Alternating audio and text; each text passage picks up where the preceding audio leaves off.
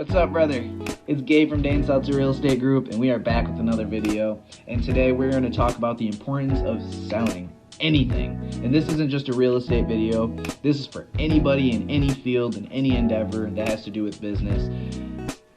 Being able to sell something, being able to drive a sale, being able to persuade somebody, being able to put exactly what you're thinking into somebody else's mind is an extremely valuable skill that you will be able to take from you from one place to another, and it's something that you never want to lose, and it's something that I think everybody should learn. Not only does it help with actual sales, but it helps with communication as well across the board. Now, the importance of a sale comes down to two things. Do you know pains and do you know pleasures? Because people only buy because they're in pain or because they want a pleasure. Now, if you can get those two things down packed and you can discover exactly what the pain and pleasure is of your ideal customer, of your ideal market, then you can start selling. But until then, you can't start selling because you don't know who you're selling to or why you're selling. You don't even believe in the product that you're actually selling. So that leads me to this. If you can learn the pain and the pleasures, you can mix those two and make a combo that is absolutely irrefutable. For example, if I were going to sell you a pair of shoes, I'm not going to say, hey, you should just buy this pair of shoes. I'm not just going to bring you a pair of shoes and say you should buy it. Why? I don't want those shoes. The shoes I have on are perfectly fine. Okay, well, why don't I come and approach it this way? Hey, sir, I know that your shoes, the shoes that you're wearing right now, they look like they've been through a war or two. It seems like the sole isn't exactly bending and flexing how it should. It seems like you don't have the right arc. This seems like your shoes aren't wide enough for the right feet. It seems like you're uncomfortable. And I have the right thing for you, and I have something that can change the way your back feels when you walk, and the arch of your foot will start to automatically get adjusted, and that is something that would benefit you over the long run, because studies have shown that over 30 years wearing these shoes has blah blah blah. Anyway, that sounded way better. And I don't even know what I'm talking about. I'm not in the shoe industry, you know? So that's just one thing. That's the number one thing in sales, in my opinion, that needs to be figured out. You cannot sell if you don't know your customer, if you don't know their pains and their pleasures. Again, if you don't know your customer and you don't know their pains and their pleasures, you cannot sell anything to anybody, because you don't know what you're selling. And not only do you not know what you're selling, you don't even truly believe in what you're selling, because you don't know what you're selling. I think that a lot of people are nervous about sales, and they're nervous to hear the word no.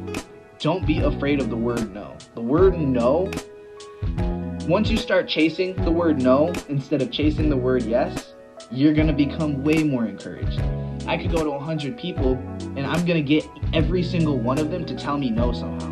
And that's my plan. I want you to say no, because if you say no and you are an absolute no, then I know that I've moved on, and that's one more person out of my way to get that yes. It might take 101 yeses and 100 no's, but you have to go through the no's to get the yeses, or else you won't get to the yes.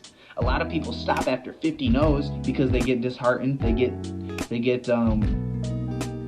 discouraged. And quite frankly, I get it. I've been there. I've gone through the 100 no's to get the 2 yeses. I've gone through the thousands of no's to get the 10 yeses, but those 10 yeses always make up for the 1,000 no's. And you don't even realize how easy it is. If you expect it to be easy, then it can get harder.